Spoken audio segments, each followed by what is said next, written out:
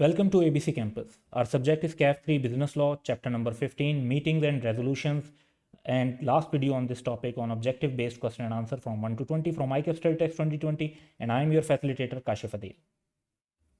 So पहला MCQ है कि a general meeting is a meeting of shareholders, or you can say meeting of members of the company who are entitled by the company's articles to. तो उनकी entitlement क्या होती है कि क्या वो कंपनी के बिहाफ पे बोरो कर सकते हैं? नो, ये पावर तो डायरेक्टर्स की होती है. Appoint company secretary on behalf of company, ये भी पावर डायरेक्टर्स की होती है. Attend and vote at such meetings, तो जनरल मीटिंग्स पर जो अटेंड करना होता है, वोट करना होता है, वो मेंबर्स ने करना होता है. It would be correct answer. And call annual general meeting, जो एनुअल मीटिंग कॉल की जाती है वो भी डायरेक्टर्स करते हैं.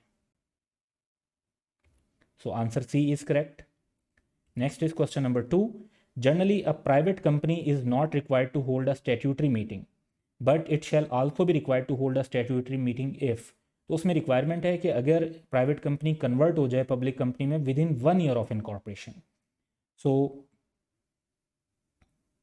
Option C would be correct. D option में क्योंकि 6 month का टाइम लिखा हुआ है तो टाइम गलत है. It would be incorrect. C option. Third question है, the statutory meeting shall consider and approve report called statutory report which is sent to each member along with notice of statutory meeting at least 21 days before the date of statutory meeting. तो ये requirement बिल्कुल ठीक है. बाकी जगहों पर जो days हैं वो इनकरेक्ट मेंशन है. So option A would be correct. Fourth है, the first annual general meeting of a company shall be held after 16 months. No, within होता है तो ये गलत है. Within 16 months from the date of its incorporation, that is correct. After 18 months is incorrect. Within 12 months is also incorrect. So B option would be correct. The SECP in case of a listed company and the registrar in the case of other companies may extend the time for holding of subsequent annual general meeting up to a maximum of 30 days or minimum of 30 days. तो maximum of 30 days correct option है. Maximum 30 days तक के लिए वो time extend कर सकते हैं, इससे ज़्यादा के लिए एक्सटेंड नहीं कर सकते.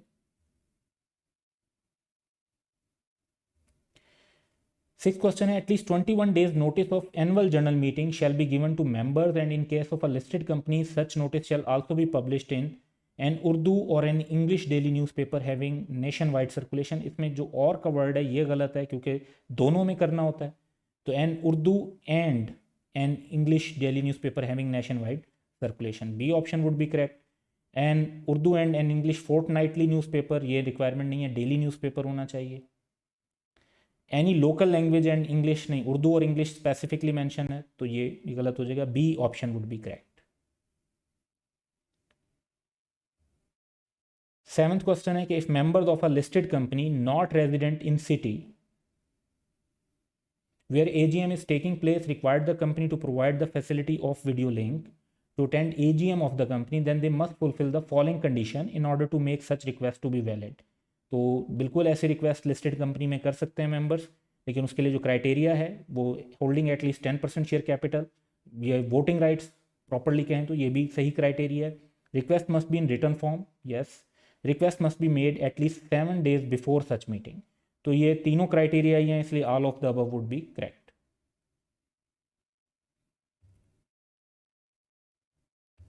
एट्थ क्वेश्चन है कि if the directors do not proceed to call a meeting within 21 days of filing of the requisition by the members, the requisitions में call a meeting and that meeting should be held and conducted.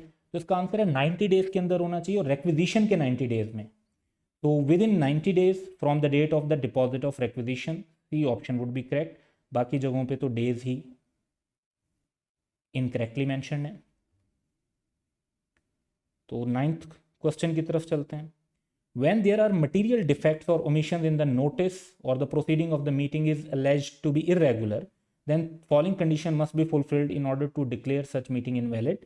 तो criteria देखते हैं जी meeting को invalid करार देने के लिए. Members having 10% और more voting rights can apply, yes. Members can apply to the court, yes.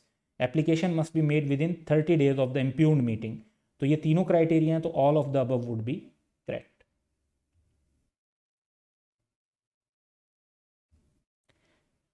10th है हमारे पास question, if the required quorum is not present at the meeting within half an hour from the time appointed for the meeting it shall be. तो इसमें members की requisition पर हो तो dissolve हो जाती है, और बाकी केसेस में डायरेक्टर्स ने कॉल की हो तो एडजॉर्न हो जाती है। तो डिसॉल्व इन एनी केस तो ठीक नहीं होगा, ना ही एडजॉर्न इन एनी केस ठीक होगा। और हाफ आवर गुजर चुका है तो हेल्ड भी नहीं होगी क्योंकि कोरम ही पूरा नहीं है। Dissolve if called upon the requisition of member, ये पॉइंट करेक्ट है।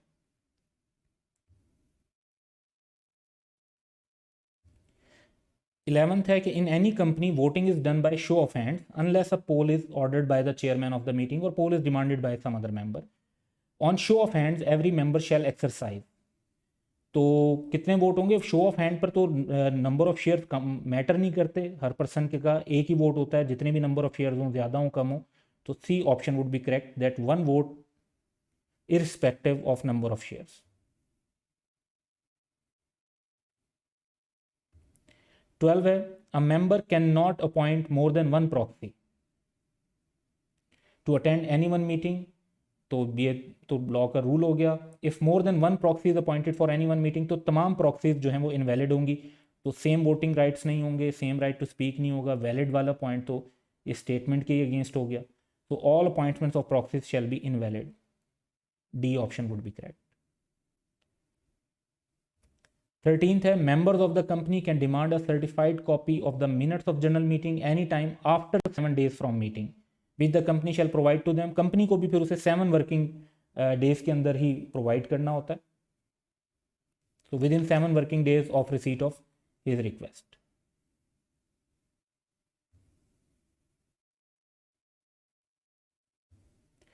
The records of all proceeding of meeting must be kept at the registered office, correct है, of the company in physical and electronic form and it shall be preserved form। तो इसमें जो rule है उसके मुताबिक physical form में 20 years की requirement है और इलेक्ट्रॉनिक फॉर्म में परमानेंटली की रिक्वायरमेंट है। तो ये 10 ईयर्स वाला गलत हो जाएगा, option B would be correct.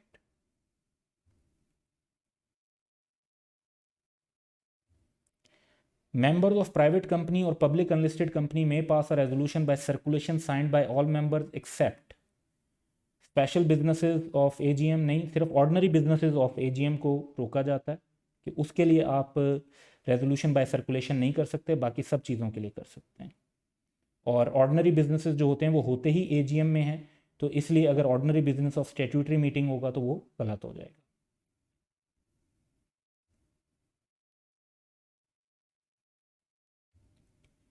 16 है, all companies except single member companies are required by law to hold. सिर्फ सिंगल मेंबर कंपनी को एक्सेप्शन है एजीएम के लिए, तो annual general meeting.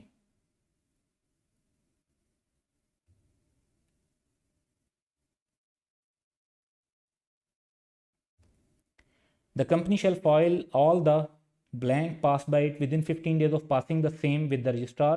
Such copy to be filed shall be authenticated by a director or secretary of the company। तो तमाम resolution नहीं, सिर्फ तमाम स्पेशल रेजोल्यूशन।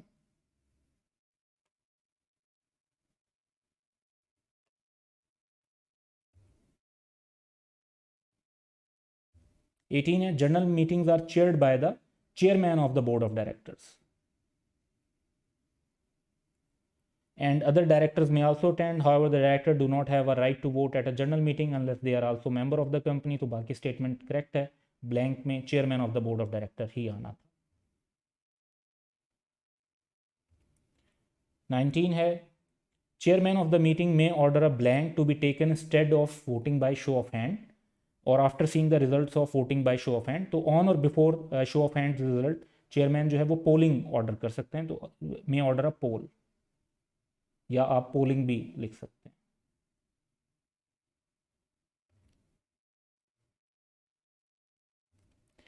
20 है, blank is a formal document sent to each member at his registered address or such address which he has applied to the company for communication purpose in case where he has no registered address in Pakistan, so that each member must be aware of the matters to be discussed। तो ये meetings के लिए document, एक formal document बनता है which is called notice of meeting.